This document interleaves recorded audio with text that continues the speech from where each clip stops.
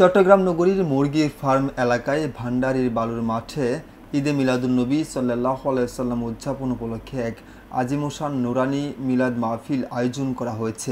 উক্ত মাহফিলে প্রধান বক্তা হিসেবে উপস্থিত ছিলেন মাওলানা মোহাম্মদ নুরুল হুদা আল মাইস ভান্ডারী, মাওলানা সৈয়দ গোলামুর রহমান ভান্ডারী। মাহফিলটি আয়োজন করেছে কমিটির প্রতিষ্ঠাতা সভাপতি আখতারুজ্জামান আল বসির ভান্ডারী, মোহাম্মদ আলাউদ্দিন মাইস ভান্ডারী, মাসুদ মহিউদ্দিন লেদা, মোহাম্মদ এরশাদ, সালাউদ্দিন মামুন সহ আরও অনেকে। বক্তারা আরও বলেন, 570 সালের এই দিনে মানবজাতির জন্য রহমত হিসেবে প্রেরিত মহানবী হযরত মুহাম্মদ সাল্লাল্লাহু আলাইহি সাল্লাম আরবের মক্কা নগরীতে সম্ভ্রান্ত কুরাইশ বংশে মা আমিনার কুলে আলোকিত করে জন্মগ্রহণ করেছিলেন।